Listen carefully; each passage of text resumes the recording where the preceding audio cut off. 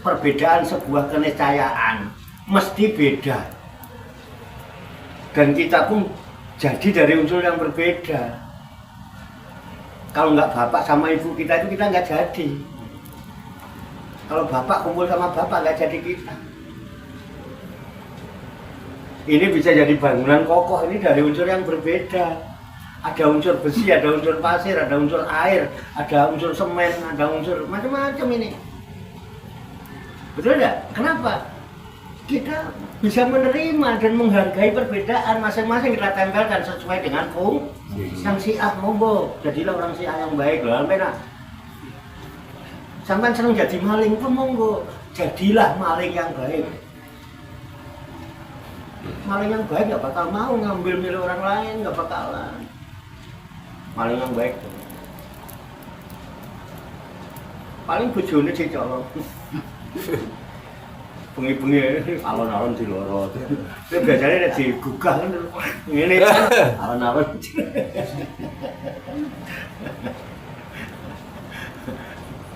Maling yang baik tuh. Kepenak kan? Kalau pengen jadi maling, jadilah maling yang baik. Jangan ikut-ikutan kebanyakan maling. Kebanyakan maling nggak baik. Jadilah teman maling yang baik, kan? Hah? Ya itu. Bukan ngerti.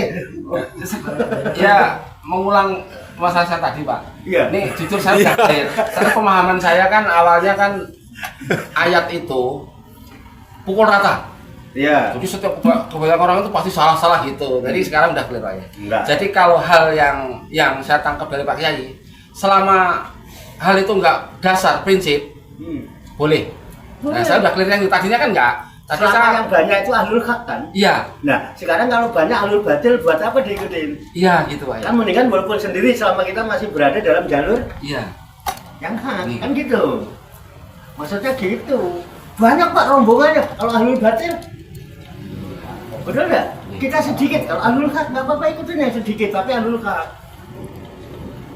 Gitu loh Pak. Iya. Berbeda, ya memang harus berbeda. Tapi kan ada kesamaan. Gitu. Ada yang pokok, ada yang tidak. Pokoknya. Ada usul, ada biasanya yang berisik pohon, cabangnya apa pohonnya? Cabangnya. Makanya di dalam Islam juga yang diribut masalah furu'iyah. Bukan masalah yang pokok kan? Iya. Jadi Masalah sendakep, ada yang begini, ada yang begini, ada yang begini, ada yang begini. Ya Allah, ini wah itu si Aham gitu ya. Allahnya sama, nabinya sama. Itu furu Pak, cabang itu. Yang penting itu ini sama sono Pak. Yang pokok itu. Iya benar. kan intinya sebetulnya Wahabi sama apa namanya? Syiah terus kita tuh ahli sunnah wal jamaah. Ahli sunnah wal jamaah tuh kan intinya kan alurnya sama Pak ya. Bukan berbeda kan? Iya. Nah itu kenapa? Ya itu disebut mazhab. Mazhab itu jalan yang ditempuh. Thariqahnya itu. Contohnya begini. Orang kan kadang pukul rasa ya kan? Ya. Orang pukul rata. Selama ini yang dianggap Wahabi itu kan Muhammadiyah. Ya kan? Berarti Muhammadiyah tidak Wahabi, Bang. Ya kan? Hanya mazhabnya aja yang beda. Ahli sunnah wal jamaah, cuma ahli sunnah wal jamaah kan membenarkan 4 mazhab itu. Ada yang pakai Maliki, ada yang pakai Hambali, ada pakai Hanafi, ada pakai keempat-empatnya kan dibenarkan. Kalau sampean bermadzhab Syafi'i kemudian menyalahkan yang tiga, kan bukan orang Ahlussunnah wal Jamaah. Orang Ahlussunnah wal Jamaah itu menerima ini. Bukan begitu pengertiannya. Iya. Loh, sampean kok takon ngomong LDI, ternyata aku Ahlussunnah wal Jamaah. Wahabi itu jalan yang ditempuh. Dulu ada orang namanya Muhammad bin Abdul Wahab. Nah itu faktor politik dan didukung oleh sekutu itu, oleh Inggris untuk apa merebut kekuasaan yang ada di tanah Hijaz yang sekarang Mekah Arab, sehingga sekarang dikuasai oleh Ibnu Saud sampai ke Salman, ini keturunannya Saud menguasai itu benar kekuasaan aja, politik kekuasaan itu sebetulnya. Perbedaannya itu kalau dulu cuma dua lah Pak. Makanya saya katakan di dalam syariat itu banyak yang namanya cabang. Cabang itu pasti adanya di syariat. Yang pokok itu sebetulnya kawula karo Gusti itu pokok Pak. Hubungan kawula Gusti itu yang pokok itu sebetulnya. Ini agamanya membawa cabang-cabang. Kan ada tahiyat saya ini terus ini tempat jentit, ya kan? Mana saya langsung ini, baru ngono mak jentit.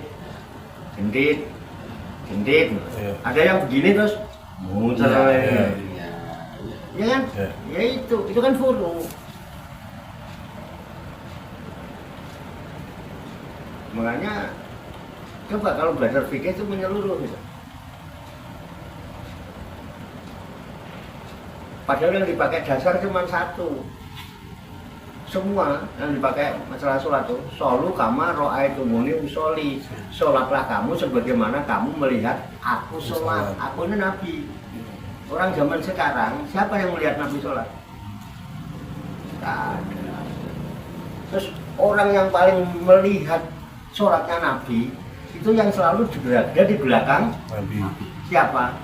Nabi. Sahabat. Iya.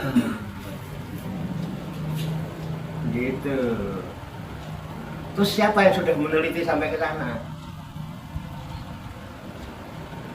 Sudah ada penelitian? Terus metodenya gimana? Sudah 1500 tahun yang lalu kan? Dan kalau sampai ditanya, zaman kalau sholatnya begitu itu dijamin masuk surga. Jawabnya apa? Belum tentu. Terus sampai kalau nggak pernah sholat, apa pasti masuk neraka? Belum tentu juga. Ujung-ujungnya mau madzhab yang mana juga. Buat apa ngeributin madzhab? Selama keyakinan ini yang paling apik, ini yang paling ada, ini paling enak dalam keyakinan kita dan kita rasakan enak. Ya udah buat pedoman. Yang penting kan buktinya ya. Ke ujung-ujungnya nanti kok surga juga. Nanti juga sampai sekarang itu belum jelas nantinya kapan. Ya nanti Pak. Nanti kapan ini? Kalau nantinya kita menemukan dari zaman Nabi Muhammad udah 1500 tahun yang lalu. Sampai kita masih nanti, kita bilangin anak juga nanti, bilangin cucu nanti. Nanti kapan ya? Nanti kalau udah kiamat. Kiamat kapan? Baru jadi ramalan. Dan anehnya yang ramal kiamat udah pada mati, kiamatnya belum. Mbok sadar dengan hal itu, jangan dipermasalahkan. Tapi masalahmu dengan Tuhanmu tidak pernah dipikir. Ribut masalah madzhab, ribut masalah aliran, ribut. Padahal itu cuma identitas dari sebuah komunitas. Kalau zaman dulu saya muda, cuma dua perbedaan itu. Kalau subuh pakai kunut berarti NU. Kalau subuh nggak pakai kunut Muhammad. Kalau Jumatan adanya dua berarti NU. Kalau adanya satu Muhammadiyah. Nah, sekarang orang yang sholatnya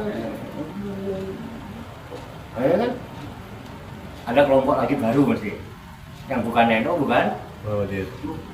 Apa kakinya nginjekin jempol kaki sebelahnya tetangganya. Kalau belum keinjek lu belum puas lu. Mesti ada kelompok lagi tuh. Kalau kita permasalahkan, nggak akur-akur, kita nggak pernah bisa bersatu. Kalau kita masih mempermasalahin, akhirnya yang pokok-pokok kita nggak paham. Kayak haji kurban itu. Saya coba kan di Mekah itu semua rekayasa. Orang yang mengerjakan itu atas perintah pemerintah Saudi, kontraktor yang mengerjakan proyek Mekah Madinah itu Bin Laden, kontraktor besar internasional itu Bin Laden, punya anak namanya Usama, pimpinan Al-Qaeda, teroris seluruh dunia itu. Kemudian, ya.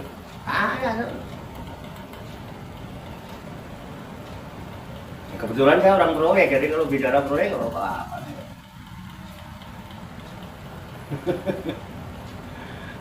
Loh, sekarang orang pergi jauh-jauh ke rumah Allah gitu ya. Kalau nggak punya tujuan ngapain? Sekarang gini aja, saya maaf ya, Mang siapa namanya lupa saya, Mang Ahmad ya. Ya, iyalah pokoknya. Gampang. Ya apa artinya sebuah nama, yang penting kita akrab, kita saudara. Kan informasinya kan dari hari Jumat sudah ke sini. Ke Padepokan ya. Ya. Sekarang kan punya tujuan, ke Padepokan mau apa? Mesti nanya-nanya. Siapa pemilik Padepokan kan gitu. Kalau sudah tahu pemilik mau apa kan pengen dekat. Kalau udah dekat pengen apa? Berjumpa. Kalau udah berjumpa pengen apa? Menghadap itu ini wajah itu wajah iya. Sesungguhnya aku hadapkan wajahku kehadirat wajah lillahi fatara samawati wal ardh yang menciptakan langit dan bumi. Itu yang disebut Allah, Pak. Wajah yang menciptakan langit dan bumi. Berarti nah, Ka'bah yang di Mekah disebut Baitullah kan. Kalau zaman ke Padepokan kan pengen dekat saya, pengen berjumpa saya, pengen ketemu saya kan. Banyak orang yang berjumpa saya tapi nggak ketemu saya banyak, nggak menghadap gitu. Berjumpa saya tapi nggak menghadap saya banyak. Saya berjumpa Pak Waduh tadi di Gang Makmur, tapi kan nggak menghadap saya. Nah, sengaja datang ke sini, pengen dekat saya kan. Karena kalau sampai muter-muter di luar, bisa dekat saya nggak? Bisa ketemu saya? Karena cuma muter-muter di luar, malah nggak dapat manfaat apa-apa cuma muter-muter di Padepokan. Bisa-bisa nanti ketemu tetangga karena nggak kenal dikira mau maling. Bisa-bisa malah ditanggung. Jadi yang bener apa? Padepokan, mau ke Padepokan. Udah tahu, udah lewat jalan ini. Kalau nggak tahu tak dianterin sampai Padepokan. Mau apa? Pengen ketemu Pak Warto misalnya. Pengen berjumpa Kiai, pengen menghadap Kiai. Ya harus masuk. Masuk mendekat dulu. Habis mendekat, kan pasti berjumpa. Terus menghadap kan. Terus kalau udah menghadap mau apa? Menyampaikan apa yang dimaksud. Alhamdulillah Pak Yai sehat. Alhamdulillah ya sehatnya orang tua gini. Itu kan dari mana? Kan bisa saling ta'aruf. Dengan kenal ini orang makin akrab. Ya kan? Ya saya mau silaturahmi. Dari kemarin saya silaturahmi. Cuman nggak ketemu Pak Yai kan? Ya enggak. Sampai nungguin saya turun. Kalau sampai datang masuk ketemu. Nungguin saya turun suka-suka saya di tempat saya. Saya boleh turun boleh enggak? Kan gitu Pak. Kalau makin ngadep ya kan, makin dekat masuk. Makanya ke Baitullah itu disuruh masuk akhirnya. Iya. Bukan suruh muter-muter tok. Wa man dakhalahu kana aminan. Siapa yang masuk ke Baitullah aman dia. Aman, amanah, imanan ya kan. Orang iman kenapa masuk? Kenapa masuk? Dengan masuk dia mendekat dengan pemilik rumah. Otomatis dia berjumpa dan menghadap. Aman nggak? Aman, nunggu deket yang punya. Masa muter-muter selfie. Share, alhamdulillah ini bisa ini cium Hajar Aswad 3 kali dah selfie lagi. Yes, kirim lagi. Lu mau ngapain jauh-jauh bayar mahal-mahal ngantri 10 tahun. Kalau cuma mau selfie mau di Pondok Gede situ aja naik angkot. Itu tuh orang pada tahu waktu Pondok Gede itu udah sama haji. Gede kak bahirang juga warnanya sama. Gimana kira-kira? Jadi orang haji itu biar bisa deket. Makanya haji itu artinya bepergian, berziarah, berkunjung. Dalam rangka apa? Korban itu korban ya korbanan dekat.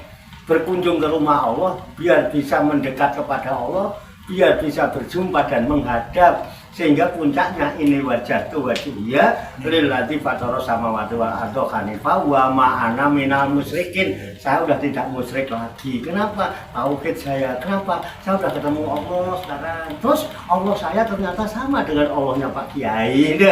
Sekarang saya sadar. Kenapa? Saya sudah mendekat kok. Saya sudah korban. Jangan dadak beli pedes dulu buat naik. Beli kambingnya yang gede, yang gemuk ya. Soalnya apa? Nanti di sana buat tunggangan. Oh, bodoh. Kok ngaku minimal apaan sama ke surga mau ketemu Allah naik kambing. Di sini aja gua naik Avanza.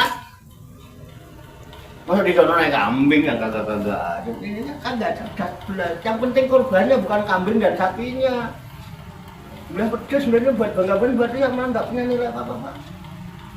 Ini loh, RT gua paling banyak, ini loh, sapi gua paling gede daripada Pak Ndoko mah. Apalagi cuma punya satu kambing kuningan. Nah, apa yang diharapkan boro-boro deket itu yang justru yang paling ditakuti kemusyrikan yang paling takutin api. Semuanya alhamdulillah, Pak Depo kan nggak pernah ada suara itu. Kenapa? Emang nggak pernah motong. Pernah motong nggak? Ya. Nggak pernah motong. Sedekah jalan nggak? Jalan terus sedekahnya. Dan manfaat.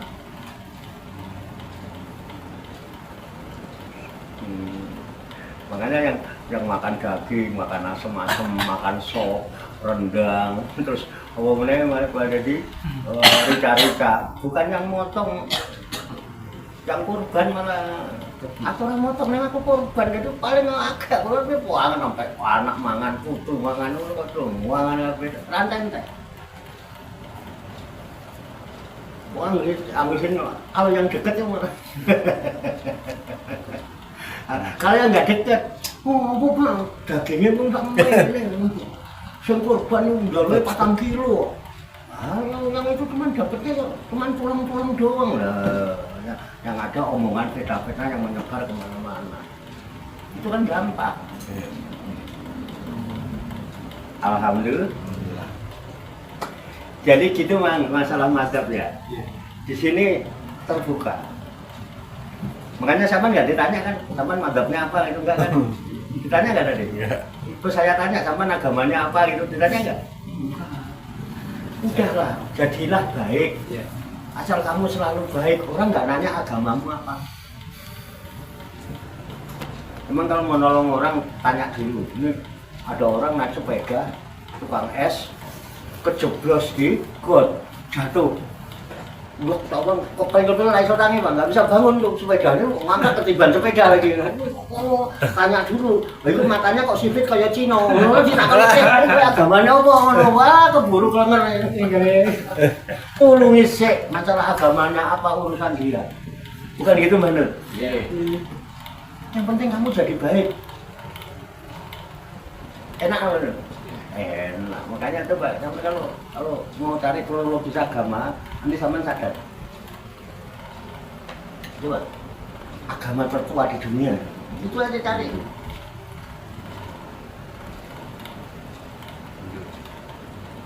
Karena kita kenal agama di dunia. Di akhirat ada agama nggak? Nggak ada.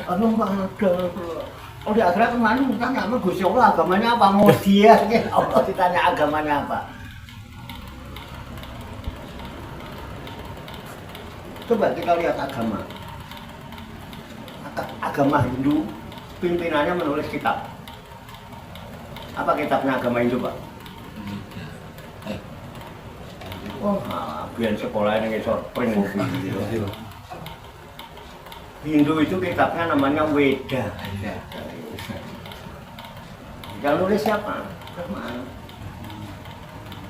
Tokohnya, tokoh Hindu, adanya di Hindu. Buddha kitabnya punya nggak? Sama nggak kitabnya orang Buddha sama Hindu? Beda. Apa kitabnya orang Buddha? Mana orang Buddha? Mbah Nur bukan, Mbah Nur itu namanya Bung Eksi, ya kan? Konghucu.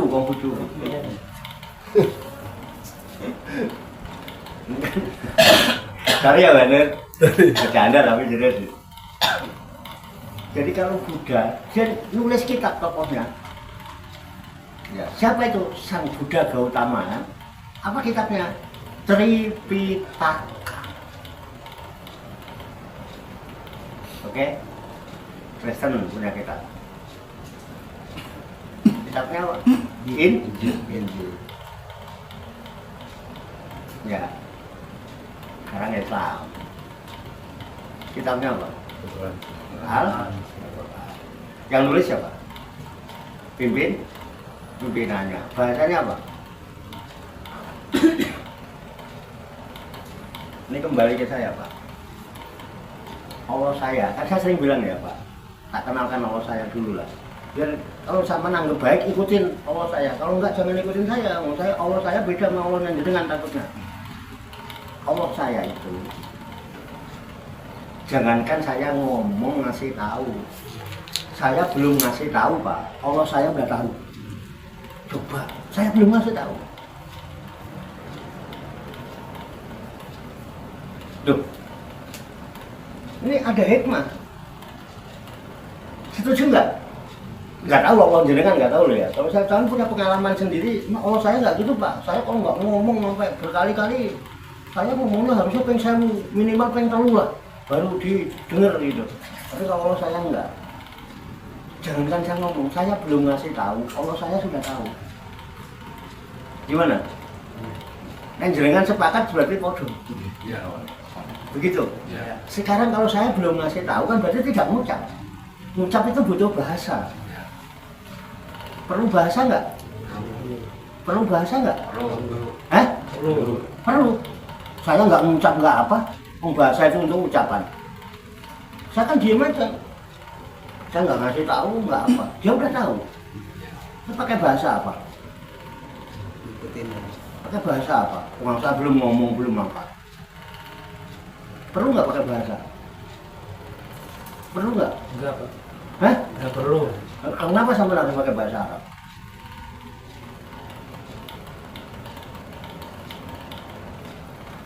Bingung tuh. Enak aja jawab, nggak perlu, Pak. Kenapa kamu harus pakai bahasa Arab? Ikutin guru-guru, Pak. Kenapa? Ikutin ustadznya. Apa? Ikutin ustadznya. Ikutin? Ustadznya. Ustadzmu siapa? Meninggal, Pak. Hah? Meninggal. Kalau ustadzmu saya nggak pernah nyuruh kamu berbahasa. Belum masalah saya ngaji ya kan, saya baca bahasanya Arab, saya baca apa adanya tuh. Tapi kan tak Indonesia kan biar sampean ngerti. Tak Jawa kan yang Jawa biar ngerti. Yang penting Allah tahu apa bahasanya. Taunya. Taunya. Taunya. Nggak pakai bahasa Allah tahu nggak? Tahu. Lah iya. Kenapa sama ngeributin bahasa?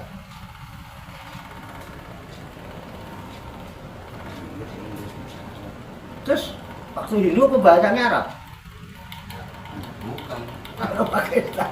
Bahasa Waktu Buddha apa bahasanya Arab? Udah nyampe di sini udah dijawa-jawain, udah dikawi-kawiin. Nah, ini prinsip. Udahlah.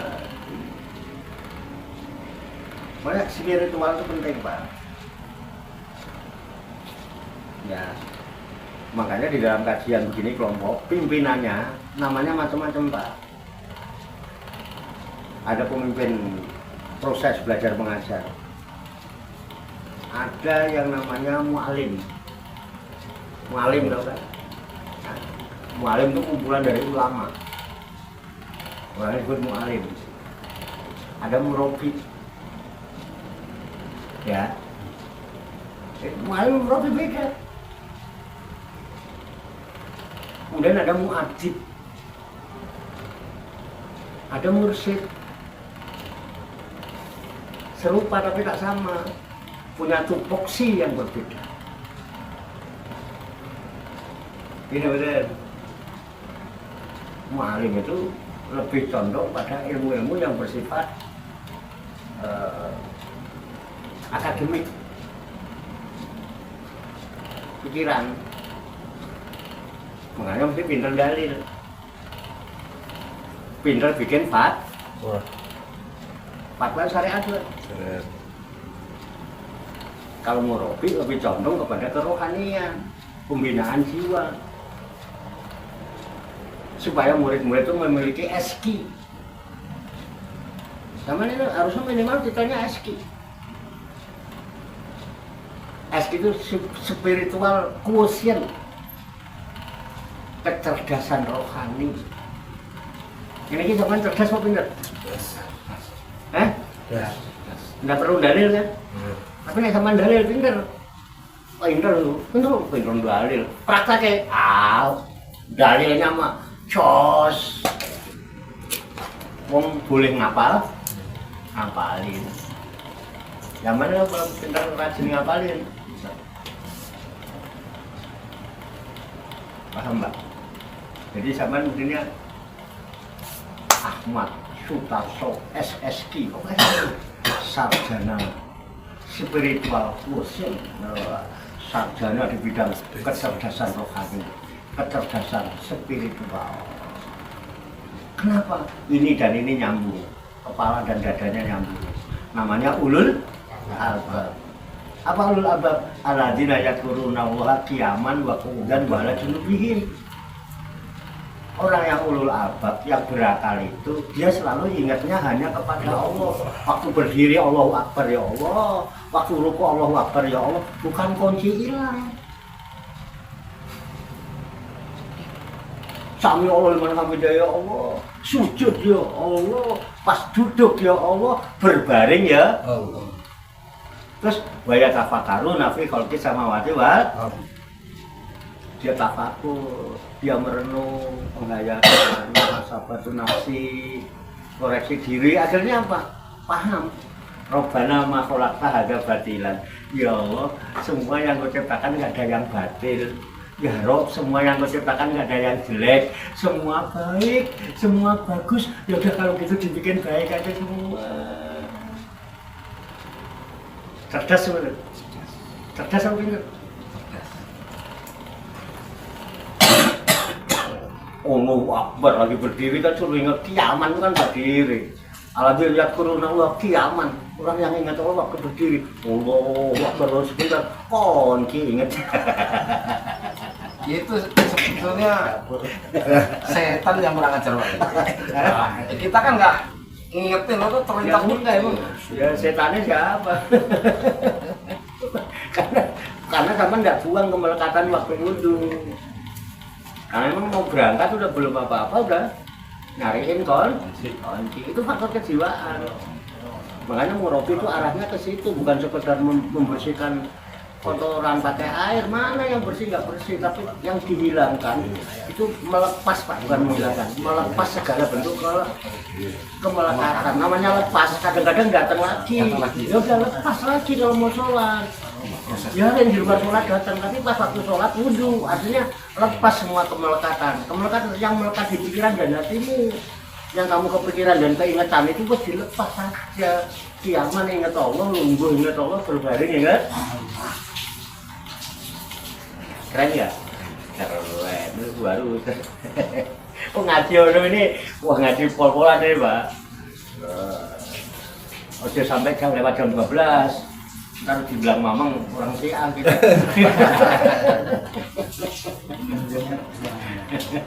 Ayo Pak, ada sayur asem.